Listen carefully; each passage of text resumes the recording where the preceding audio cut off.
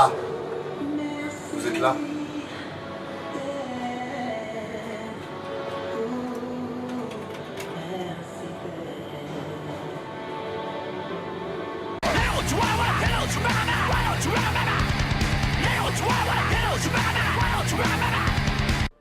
Bonjour et bienvenue dans cette nouvelle série de vidéos qui a pour but de vous aider à développer votre sens de l'humour ainsi que votre répartie afin de briller en société et de développer votre charisme.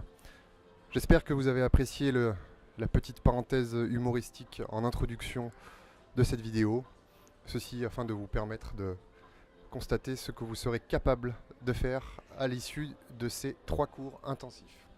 Dans cette première vidéo, nous étudierons ensemble les bases de l'humour, ses origines, ainsi que son implication sociale dans la société. On passera sur des exercices pratiques dans les vidéos suivantes. Tout d'abord, définissons ensemble ce qu'est l'humour. Wikipédia dit, je cite, « L'humour, au sens large, est une forme d'esprit railleuse qui s'attache à souligner le caractère comique, ridicule, absurde ou insolite de certains aspects de la réalité. » Pas mal.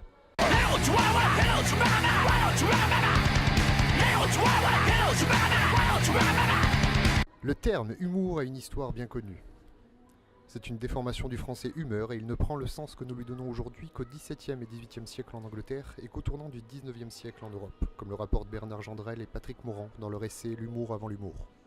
Dès lors, une question se pose. Est-il possible de parler d'humour avant cette période? La plupart des théoriciens se remettent prudemment à la chronologie, et la notion étant déjà complexe à définir, ne puisent leurs exemples que dans un cadre temporel bien précis. Dominique Noguès ne fait commencer sa petite anthologie dans l'arc-en-ciel des humours qu'à la fin du XIXe siècle en France, et Gérard Genette évoque des auteurs allant du XVIIIe au XIXe siècle. Mais raisonner ainsi est une bêtise. De tout temps, l'homme a aimé rire, se divertir. En effet, l'homme des cavernes déjà était prompt à faire des blagues, des plaisanteries, des farces, comme le prouve le dessin animé La Famille Pierre à Feu. Historiquement, les chercheurs s'accordent à dire que l'on doit la première blague de l'histoire de l'humanité à nul autre que Dieu. La Bible raconte en effet qu'un jour Dieu dit à Abraham « Hey Abraham, mon pote, j'ai une idée pour agrémenter ton swag, sacrifie-moi ton fils Isaac sur le mont Moria. » C'est pas le même que le mont Moria du Seigneur des Anneaux. Abraham marche 3 jours avec son fils, prépare un autel pour le sacrifier, et juste avant qu'il ne le tue, Dieu dit « LOL, c'était une blague, fais-le pas XD !» La première blague n'a pas trouvé son public. Si on ne croit pas en la Bible ou la Torah, les historiens prétendent que la plus ancienne blague du monde date de 1900 avant Jésus-Christ. Et on la doit au peuple sumérien, un peuple qui vivait dans ce qui est aujourd'hui le sud de l'Irak, et qui visiblement aimait déjà les blagues avec du caca et des proutes. L'inscription retrouvée par les archéologues, une fois traduite, signifie, je cite, « Une chose qui n'est jamais arrivée depuis des temps immémoriaux, une jeune femme s'est retenue de péter sur les genoux de son mari. » Comme quoi Jean-Marie Bigard est le meilleur archéologue de l'humour. Mais s'il est établi que l'humour a toujours eu une place prépondérante dans la vie sociale et intime de chacun, quid des raisons qui font de l'humour le pilier du bien-être au quotidien?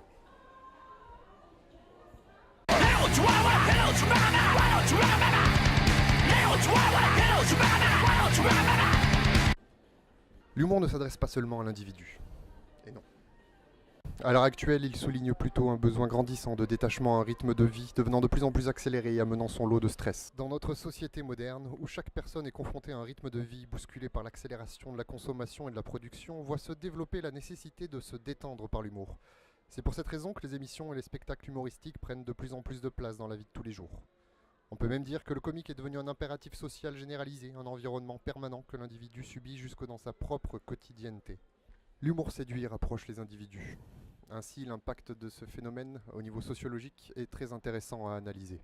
Si on prend l'exemple d'Internet, et en particulier des réseaux sociaux, il est amusant de constater que tout individu a tendance à chercher le bon mot, la bonne formule, le calembour qui fait mouche. Ceci afin d'intéresser et attirer l'attention de personnes que bien souvent l'individu ne connaît même pas, et le plus souvent en recherche de reconnaissance sociale virtuelle mais diablement importante pour l'ego. C'est un sujet fascinant que nous aborderons dans les prochains cours.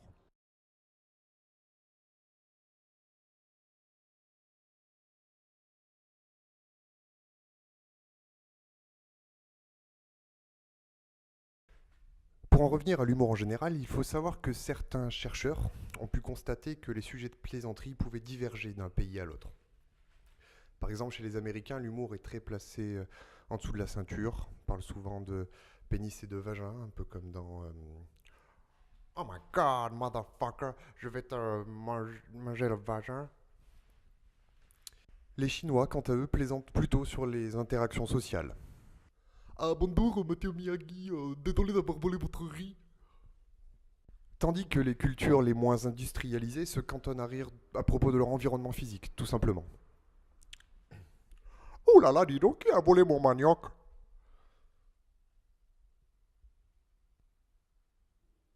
Les valeurs sociales attribuées à l'humour s'éloignent aussi d'un pays à l'autre, en fonction de leur histoire et de leur contexte culturel.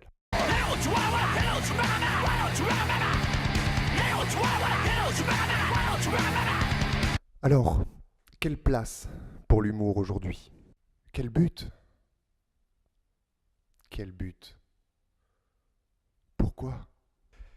Il y a à peu près autant de motivations pour faire rire qu'il existe d'individus sur notre bonne vieille planète. Que ce soit naturel, pour séduire, se mettre en avant, pour dénoncer même, tout humour se justifie par son contexte avant tout. Dans la prochaine vidéo, nous étudierons les différents types d'humour existants. Nous verrons ensemble les grands classiques qui fonctionnent et les erreurs à éviter. Exemple de piège à éviter, venir déguisé au travail.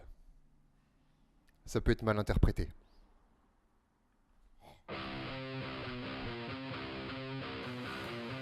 Humoristiquement, Mr. Rox.